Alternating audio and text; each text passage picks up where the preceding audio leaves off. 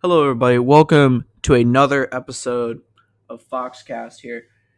And today, I want to talk about some of the under talked about, under discussed quarterback comparisons.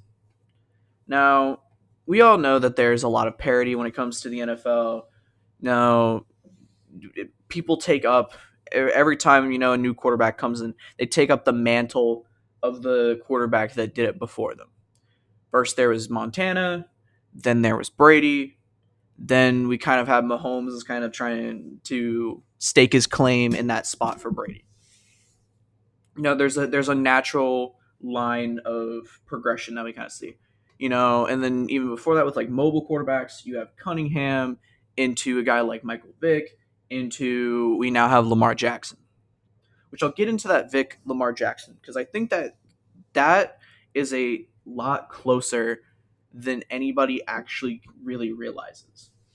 So we'll kind of talk about that. But one of the other ones that I think is very very interesting that I saw in this NFL playoffs, this in the wild card this week, is how downright scary similar Daniel Jones is to Eli Manning. It is the freakiest of Fridays down in New York when they are looking at their quarterback situation. New York went from a QB situation where they had the guy who they picked fourth, and it was the worst pick ever, is the worst quarterback ever. Daniel Jones can't do nothing. He's a bumbling idiot, Daniel Jones is. And now Daniel Jones is not that bad. In his last game against the Vikings, he was 24, 35, 301 yards and 2 touchdowns. He also had 17 carries for 78 yards. He was pretty good. He was actually fairly decent for the Giants. And then I started looking into it. I was like, surely, this connection couldn't get any deeper. It gets deeper than that. It does. Daniel Jones, the New York Giants, have the 17th ranked defense. Eli Manning, in his first Super Bowl run, which was in 2007, in the 2007 NFL season, Eli Manning's defense was 17th. That was a crazy wacky coincidence that I found. And then we start looking at, oh, Eli Manning's going into his like third or fourth year, and Daniel Jones is in his fourth year. Okay, that's interesting. And then it just keeps on going. The Giants had 10 wins in their season, or 10 wins in 2007. The Giants had 9 wins this season. They had 9 wins and a tie this season. It just keeps getting closer, weirder and weirder. So I think that Daniel Jones might be the actual second coming of Eli Manning, which is great if you're New York because Eli Manning, I mean, he's a little Daniel Jones is a little bit, I think, more athletic, a little bit more efficient than Eli Manning. Kind of was at least under Brian Dable with this offense. This offense is really right. Is really rocking and rolling. But that was an interesting thing, and so I think that we have found this our Eli Manning here. Like we've kind of found our Andrew Luck in Joe Burrow. Like we've kind of found our Drew Brees in Justin Herbert. Like we have found our Mahomes or our Brady in Mahomes. Like we found all these comparisons. Daniel Jones is the new Eli Manning. And conversely, as I was thinking of, I found two other comparisons. One is a QB that is at the bottom of the league, in my opinion. I think he's the worst starting QB in the league right now. Worse than Zach Wilson. Worse. I think he's a little better than Mike White. I think he's better than the other QBs on the Jets. I think he's worse than Mac Jones. I think he's worse than a lot of guys that are I think he's worse than a lot of starters in the NFL. He's maybe on par with Zach Wilson, but he is not. He's not in the top 10. He's not in the top 15. He's not in the top 25. He's between 32 and 30, and that is Justin Fields. Now, Justin Fields, I've talked about multiple times. Justin Fields is a great athlete. Okay, he makes a lot of plays on the ground, and he very much needs those ground plays to kind of expand how he can actually throw the football. The bottom line is Justin Fields, if it were not for Dak Prescott, would lead the league in interceptions right now. If it were not for Dak Prescott, who is in the playoffs right now, who is in the divisional round of the playoffs, if it were not for Dak, we would be talking about how Justin Fields leads the league in interceptions this year. But instead, because he does not entirely lead the league in interceptions this year, we are talking about how, Justin Fields, the team is so trash around him, blah, blah, blah, blah, blah, blah, blah. Justin Fields is RG3, he's an ACL tear away from RG3. And that's kind of the fact that we got to face. Justin Fields had a 60% passing this season with a 5% drop rate. A 5% drop rate. If every single pass that he threw was not dropped, if it hit the guy and they didn't drop it, he would be a 65% passer, which would still be bottom of the league because there are way better guys with way better accuracies with way higher drop rates. Lamar Jackson, his drop rate this season is about 7%. And he's a much better base passer. He's like 64% passing. So he'd be like 71% if drops were just not a counted stat. If drops didn't count against completion percentage, that would be Justin Fields would still be at the bottom of the fucking league. But Justin Fields, he runs the ball. He does not pass the ball. RG3, really good with his legs. Okay? Really good with his legs. Difference between RG3 and Justin Fields is that RG3, he was great with his legs, and the legs opened up the passing game.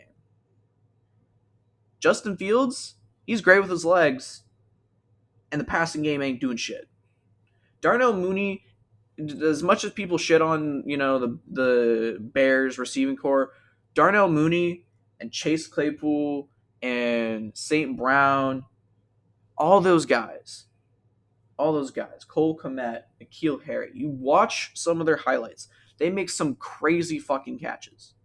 There's a crazy catch that N'Keal Harry had this season that should have gone for a touchdown, but it was underthrown.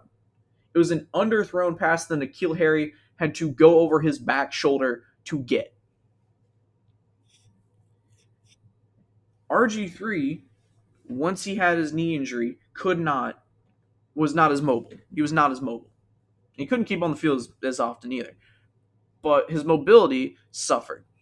And when his mobility suffered, his passing suffered. If Justin Fields cannot run the ball, his passing is going to suffer. And I'm sorry, if you need your quarterback to have 3 top 10 receivers on the team, if Justin Fields needs to have the 2018 Chiefs offense to be successful, your quarterback is shit. I'm sorry. He's shit. He's not good. He is not good. If your team needs a 2018 Chiefs level of production and success, where you have a top running back, top 10 wide receiver, top 10 tight end, a top notch level O-line, when you have to have XYZ things to make your quarterback viable and they can't, scratch together more wins than Zach Wilson, when you're barely scratching together more wins than Joe Flacco, Justin Fields just looks fucking terrible. And the other guy in the room, the other elephant in the room, is Lamar Jackson. We're transitioning over to the final elephant in the room in their QB comparisons. Lamar Jackson did not play on Sunday. He did not play. And the Ravens lost by just a touchdown. You know, Tyler Huntley got his lunch snapped. And yeah, you know, everything didn't work out for the Ravens. And J.K. Dobbins came out and was like, if Lamar Jackson was playing, we would have won. I don't think that Lamar Jackson would have turned around that game. I'm being honest. Because Lamar Jackson is Michael Vick. Michael Vick looked like a fucking human cheat code. He looked like a cheat code when he played in his career. When he was on the field and he was healthy, he looked like a goddamn cheat code. In 12 games in 2010 when he won Comeback Player of the Year, man was on MVP level production.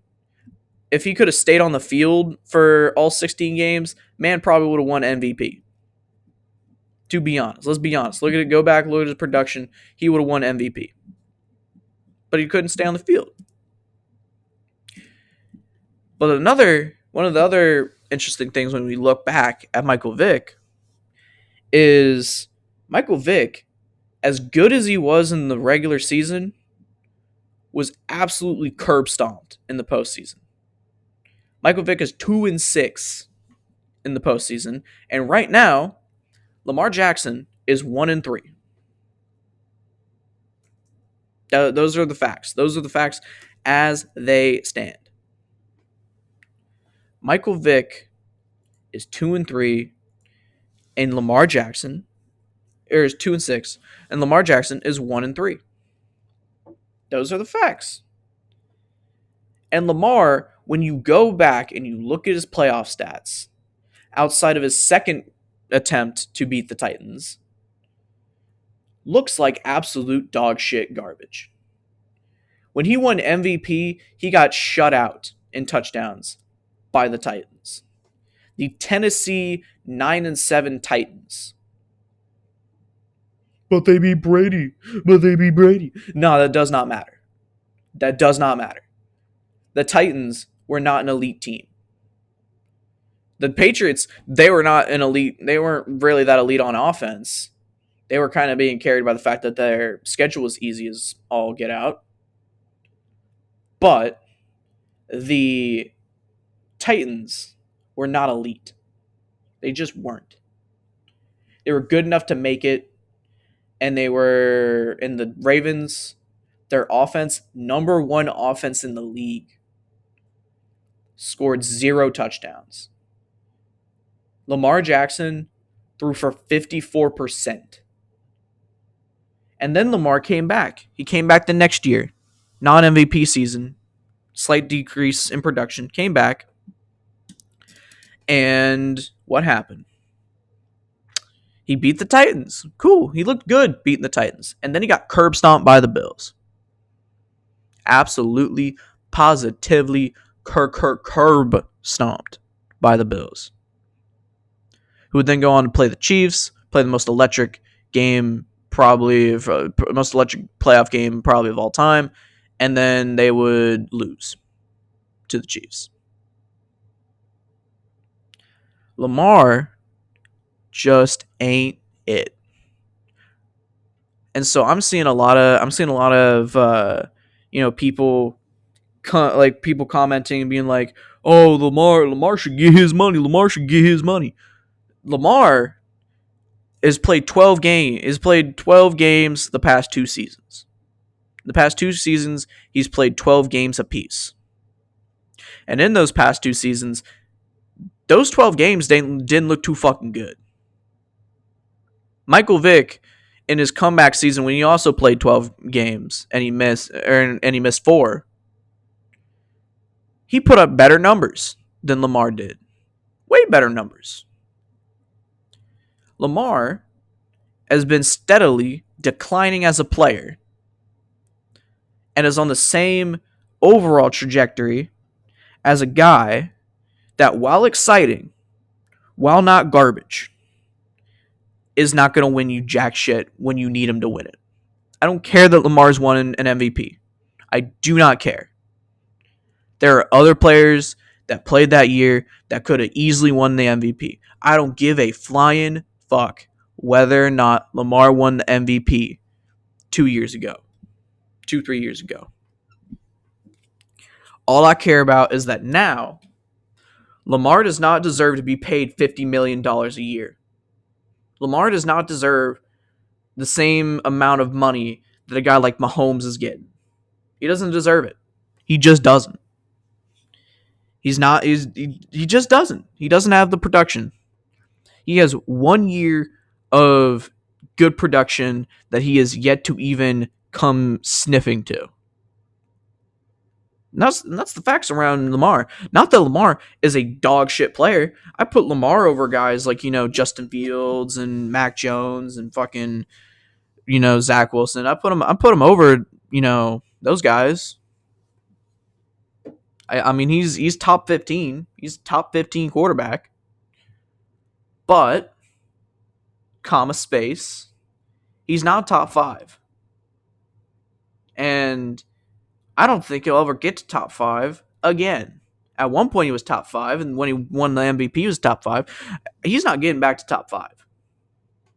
And so I saw a graphic that was like, would you rather have Daniel Jones or Daniel Jones at like $20 million a year, or would you rather trade and get Lamar Jackson for $50 million a year? If the Giants or any team, if the Jets go out and get Lamar, all that is going to happen is you're going to pay this dude $50 million a year. He might give you, some exciting regular season production. Maybe. If you're lucky, he stays on the field and you get some exciting regular season production. Or, just as likely, because of how he plays the game, because of his ability to throw the football, because of his late inherent abilities to throw the football, what is going to happen, what is most likely to happen, is Lamar goes out, looks good, gets hurt, doesn't do shit in the playoffs anyway. Doesn't ever get back to the MVP. You cannot get to the level at which he is worth 50 million, 40 million. I'd pay him 30, maybe. He's got potential. He's a $30 million quarterback. But he's not a $40, $50 million quarterback. Not even fucking close. Should he go out and get his bag? Sure. But there is no team that should pay Lamar Jackson $40, $50 million a year. Because we would be clowning that deal till the fucking cows come home. Next season, if he gets $40, $50 million a year, we're going to be looking at that deal like it was the Russell Wilson deal this past season with the Denver Broncos. Which at least Russell Wilson's kind of turning. He seemed to have turned a corner at the very, very, very, very, very, very end of the season. And that's that situation. So to wrap up, we have our QB comparisons. We got Mahomes is Brady. He's the Brady Montana. He looks amazing. He looks like the fucking GOAT. 5 AFC championships. He's on track for 5 AFC championships in a row. You have Daniel Jones and Eli Manning. Eli and Daniel are basically the same fucking trajectory, same players, same defensive rankings, yada yada yada. I don't care how elite you say the defense is. The defense is the 17th ranked defense in the league. Both years, they're 17th defense in the league.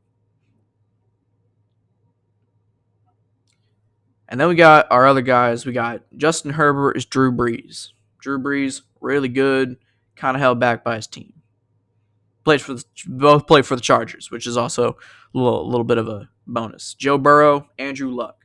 Looks really good. Gets sacked way too fucking much. Kyler Murray, Doug Flutie / Russell Wilson. Justin Fields, he's RG3. He's an RG3. And finally, Lamar Jackson is Michael Vick. And in no world would you pay Michael Vick $40 to $50 million. There's no world, no way, no how. That is the final word on that. Good night, everybody.